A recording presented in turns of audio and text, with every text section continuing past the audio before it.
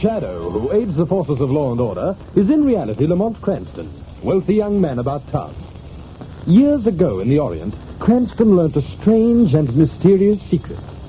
The hypnotic power to cloud men's minds so they cannot see him.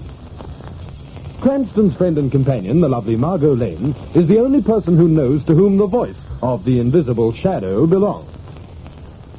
Today's drama, The Case of the Burning Skull.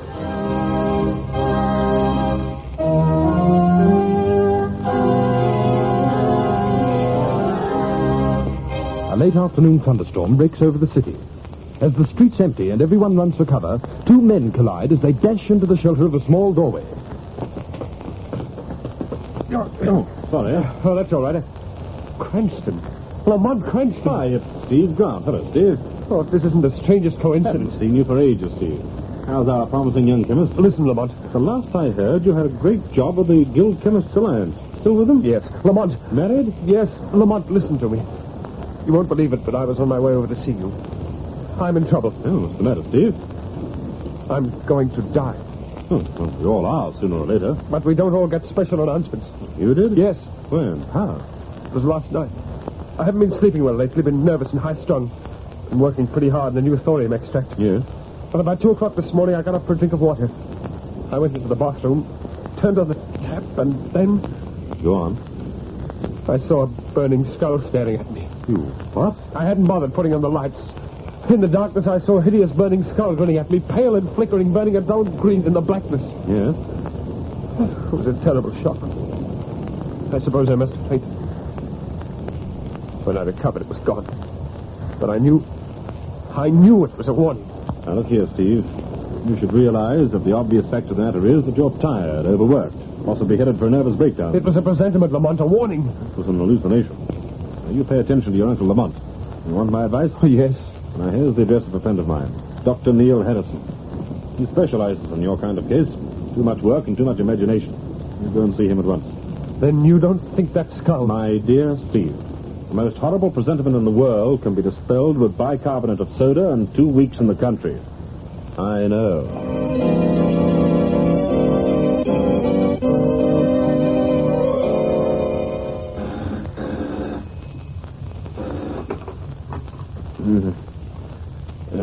Hello? Is that Mr. Cranston? Yes. This is Helen Grant, Steve's wife. Oh, yes, Mrs. Grant. Mr. Cranston, can you come over to our house right away? Come over? What time is it, Mrs. Grant? It's 5 o'clock, almost dawn. I know this is an unusual request, Mr. Cranston, but... Anything wrong? Yes. With Steve? Yes. What's happened? He's been kidnapped. What? Please come over right away, Mr. Cranston. I can't explain on the telephone. I can't even understand half of what's happened myself. Please come as quickly as you can. I'm desperate.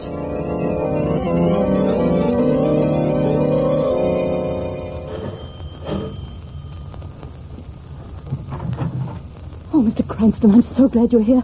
I've been half out of my mind with worry. Now, Mrs. Grant. Suppose I come in and you tell me all about it. Yes, you come in. Please sit down, Mr. Cranston. Thank you.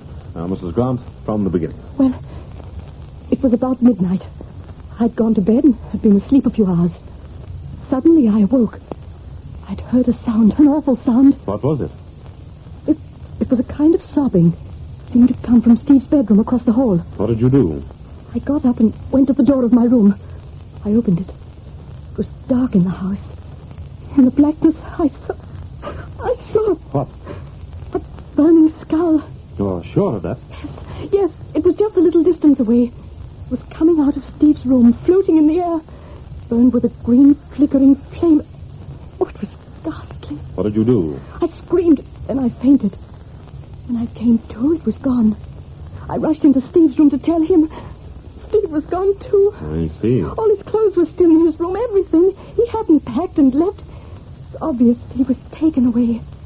Taken by that horrible skull. We're going to find Steve, Mrs. Grant. You know, I believe in the existence of murder, burglary, kidnapping, crime, clever criminals. I believe in almost anything. But I don't believe in ghosts.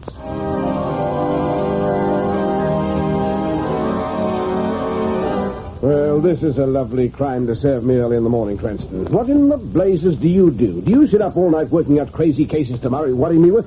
I haven't enough imagination to invent anything like this, Commissioner. Yeah, well, what about you, Miss Lane? Do you believe in this ghost story? I don't know yet.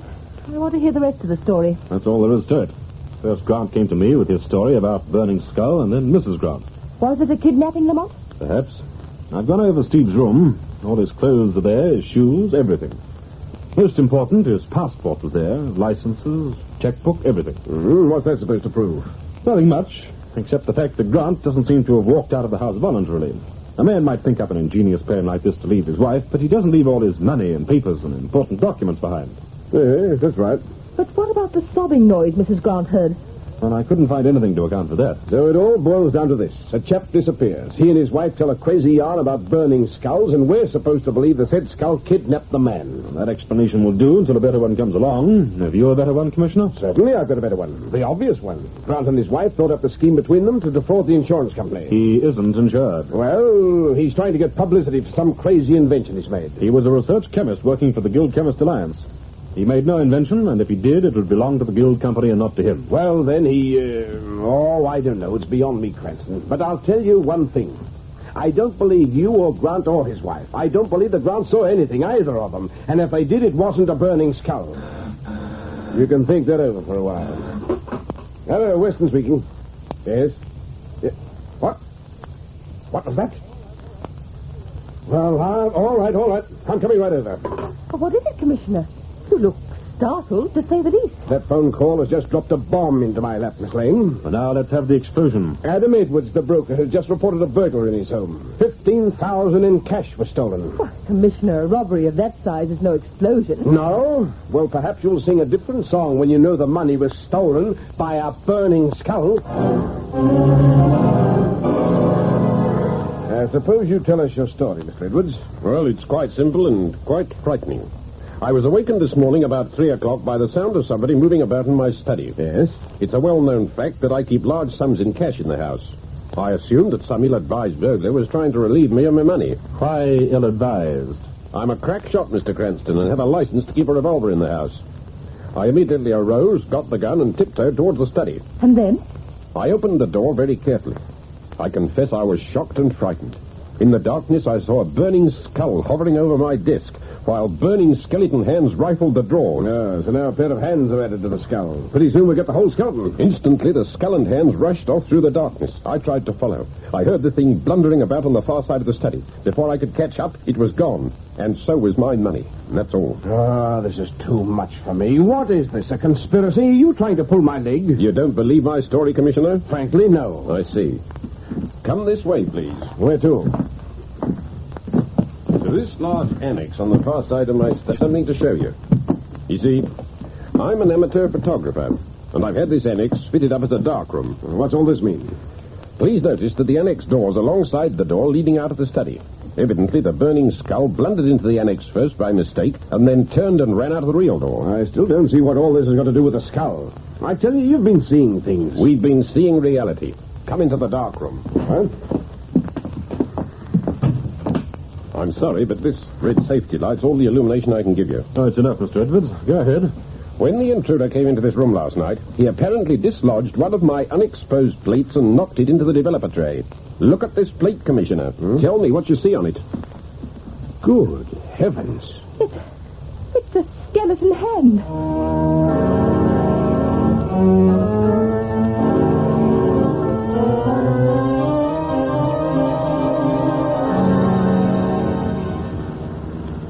Well, this is a fine thing, Mr. Cranston. A fine thing indeed.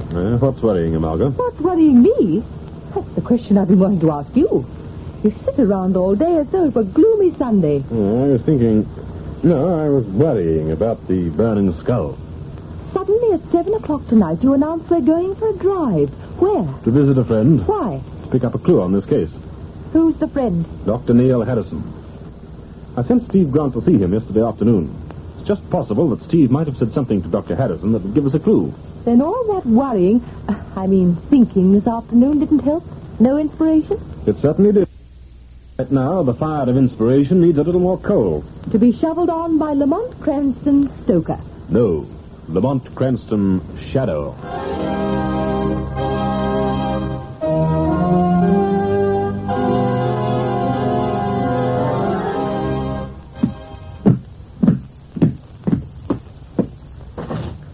Next patient, please. That's odd. Waiting room's empty. I could have sworn I had a patient come in. Who's that? Your patient, Dr. Harrison. Patient? Where? An invisible patient, Doctor. Oh, this is absurd. It's some trick. Who are you? Men call me the Shadow. The Shadow. You've heard of the Shadow, Dr. Harrison. The Shadow seeks only one thing, the truth. The truth? About what? The truth about all things. The truth about Steve Grant. Grant? Oh, yes. He came to see you yesterday. Yes, Lamont Cranston sent him. You treated him? No, I didn't. Why not? The truth, Dr. Harrison. Yes, I'll tell you the truth. I couldn't treat him. He was... Dr. Harrison.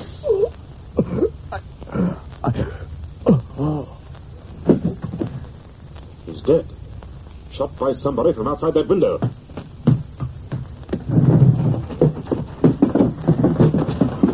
Lamont, where are you? Lamont! Right here, Margot.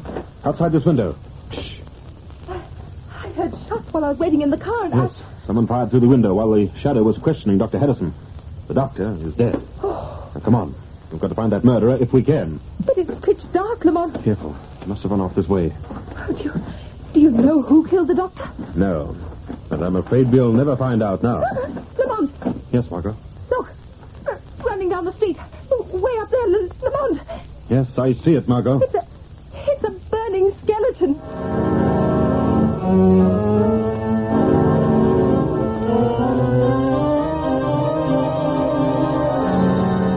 What is the mystery of the burning skeleton? Listen for exciting developments in part 2 of tonight's Shadow story.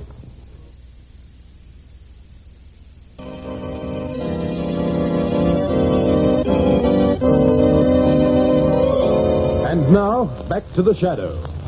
We pick up our story as Commissioner Weston is interviewing Margot and Lamont at police headquarters. Cranston, this is the most insane case I've ever heard of. Well, there's nothing insane about it. Harrison was shot dead. The murderer fired through that window. It was a .38 caliber slug that pierced Harrison's heart. What could be more realistic than that? Nothing. Outside of the fact that you claim a glowing skeleton finger pulled the trigger. We saw the skeleton, Commissioner. Oh, I believe you, Miss Lane. Too many people have seen it for me to hold on to the hallucination theory. But I only wish I could see it just once. Commissioner. Yes, what is it, Muldoon? We've just picked up a message from one of the patrol cars. Yes? They've located the burning skull just break into the Zircon Jewel store on High Street. He's in there now. If we rush, we can get over there in time to trap him coming out. Let's hurry, Commissioner. This time it looks like you're going to get your wish.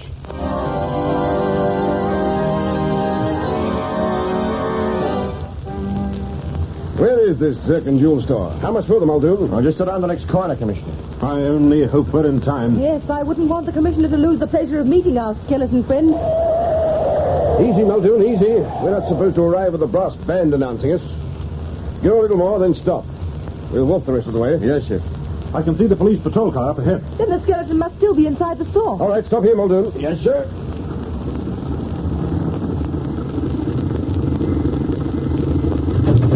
Now, come on. And remember, let's keep quiet. This is our big chance to know. Commissioner! Who in places are those maniacs? Look, he's coming out. It's a burning skeleton, Commissioner. Good heavens. Well, come on, let's get after him. Grab him, you men. Don't let him get away. They're shooting wild, Commissioner. Now, I can't blame him at all, the saints preserve me. But that's a nasty thing to be seen in the dark. He's getting away. Faster. It's no use, Commissioner. We'll never get him. No one will ever get him. Now, don't start any superstitious nonsense, Muldoon. Muldoon's right, Commissioner. The skeleton's vanished. We couldn't hold him, sir. We did the best we could. He got O'Brien. This is a fine thing. What's the matter with you? Are you a lot of babies afraid of skeletons? All right, then. Let's get back to the Zircon store and see how much the skeleton got away with this time. Wait. All right, what now? Apparently our thief did not get away with all he took. Look on the ground there. Lamont, there's 3 unset diamond brilliants. I've got them. Here you are, Commissioner. Hold. Smoke. What's the matter? Have a close look at these diamonds. Look at the color. Color? They've turned blood red.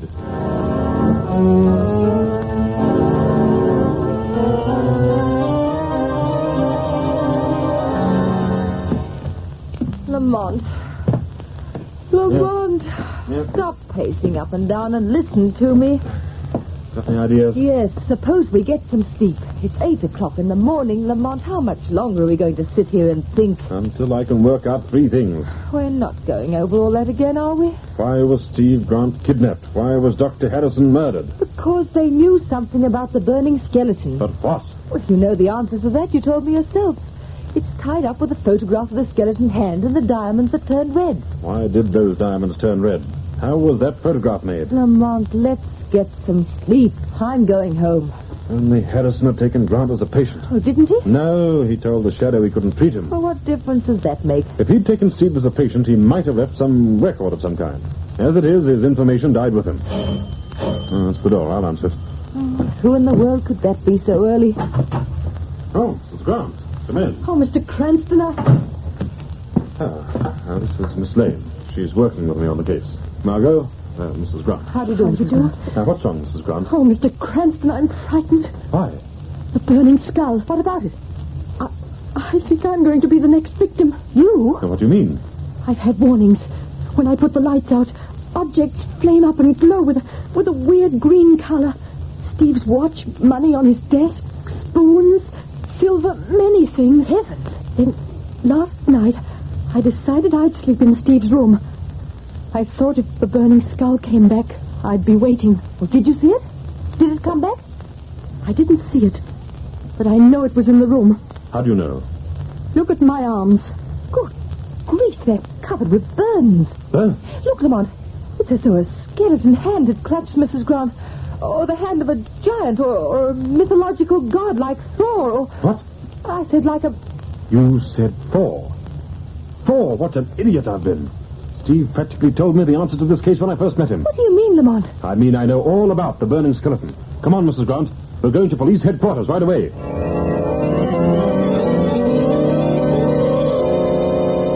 Now, just a minute. As I said before, don't all talk at once. All right, then. Now, what do you want me to do about Mrs. Grant, Cranston? Here's the idea. You're to take Mrs. Grant into protective custody. It's to be kept secret. Why? You'll find out soon enough.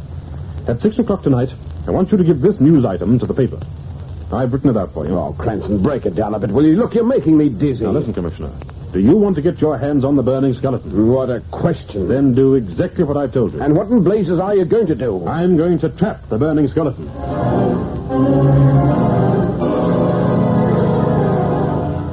And now for a resume of the news. In an attempt to protect the wife of Steve Grant, the police have taken Mrs. Grant into protective custody. She's being held under close guard at the old mansion house outside the city.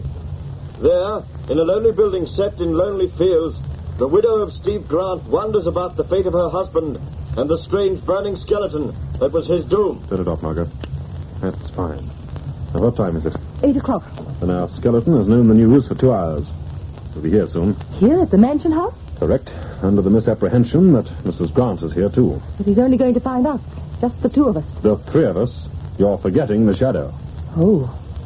But look here, shouldn't you be the Shadow now? Suppose our burning skeleton walks in unexpectedly. He can't. We'll have plenty of warning of his coming. I've run a circuit of electricity in a circle around the field surrounding this house. But how will that warn us? There are 4 concentric rings circling this house, Margot. Each is made of a single wire carrying enough current to signal when the skeleton steps over.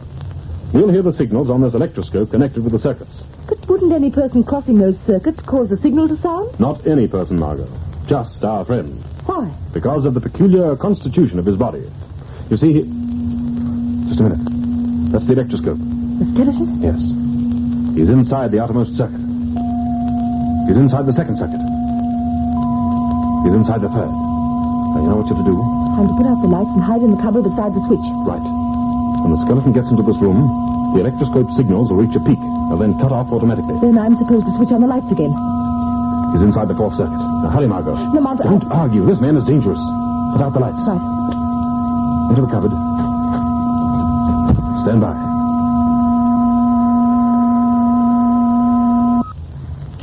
What's that? Who's there? Don't move. Good evening, Steve Grant. Who's that? The Shadow. Shadow? I can't see you. No man sees the Shadow, but all men see you, skeleton. You know Shadow. The Shadow knows everything. You were a foolish man, Grant. A fool. I was desperate. When Dr. Harrison told me I'd caught radium poisoning, that the salts were in my blood and bones, that there was no cure, that there was death waiting 2 months off. You sought to revenge yourself on the world. No, I thought only of my wife. She had nothing. There was no money, no insurance, nothing. I had to raise something for her. I couldn't leave her penniless. You had no right to rob. There was no other way to raise money. You had no right to murder. There was no other way to keep my secret. I couldn't let her discover her husband was a thief. She'd never have kept the money I was raising for her. You were insane. I was desperate. Oh, for heaven's sake, you can't betray me. The Shadow seeks justice. Justice. There will be justice for your wife. There must be justice for those you have robbed and those you have killed. No.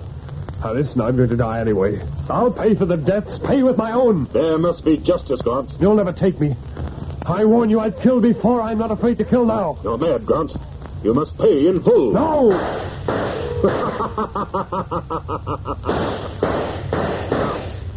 How can you kill an invisible shadow? Whatever you are, I'll kill you. Kill the shadow with what? Not now, perhaps, but another time. I'm powerful, Shadow, as powerful as you.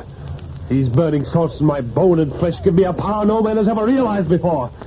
I'll return for you soon. You will never leave. Try and stop me. You can't escape the Shadow, Grant. Try and stop me. Stop, Grant. Shadow! Stay there, Margot. Keep out of this. I'm going with you. There he goes, across the field. You can see the glowing skeleton running. Keep back, Margot, if you value your life. Why? What's the matter? Grant is running towards the high-tension wires on the road. If he gets too close to that tremendous current, stop, Grant. Stop running. You'll never stop me. No one will ever stop me. If you value your life, don't move another step. Stop. Shadow, He's dead.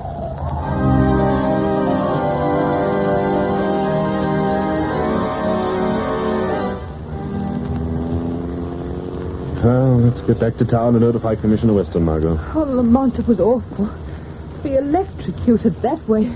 Perhaps it was just as well, Margot. But, Lamont, I just can't understand it. What happened to Steve Grant? He was experimenting on a radioactive salt called thorium. Thorium? Oh. So that's why the mention of the god Thor put you on the right track. Yes, Margot. Grant apparently became infected with enough radium salt to poison him. When he first saw the skull grinning at him, it was his own face he saw in the bathroom mirror. Oh. Dr. Harrison must have explained the truth to Grant. Grant turned desperate and tried to raise money to leave to his wife. And he killed Dr. Harrison before the doctor could tell the police the truth about the burning skeleton. Yes. I should have realized the truth sooner. Naturally, radium emanations are the only thing that can make a man's bones shine in the dark. Radium explains how Edwards's photographic plate was exposed. Radium accounts for the diamonds that turn color. Radium emanations change the color of precious stones. So when you had that news broadcast made about his wife being at Mansion House, you knew it would track him. Of course. His only thought was for his wife. That's the explanation of the sound she heard that night he vanished. She heard poor Steve crying hysterically. When she got up and opened her door, she didn't see a skeleton kidnapping Steve. She saw poor Steve leaving. I don't think it's poor Steve. Poor Mrs. Grant. Oh, don't worry about her, Margot. The Shadow may be just, but he is also merciful. So the Shadow is going to temper his justice with mercy. Yes. And the name of that mercy is Cranston's bankroll.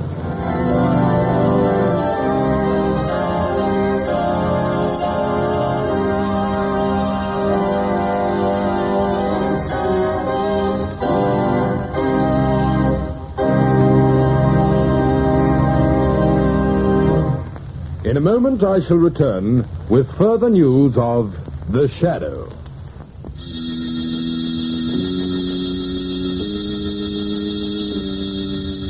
Next week, same time, same station, we bring you another strange and thrilling adventure in The Shadow's daring battle against the forces of evil. Be sure to listen.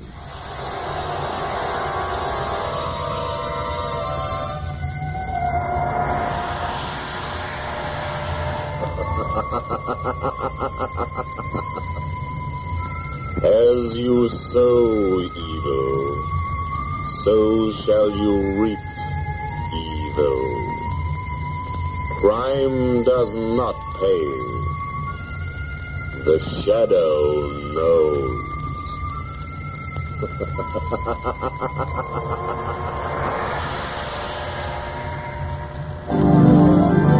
This feature is produced by Reg Johnston for Grace Gibson Radio Productions. A masterpiece of suspense.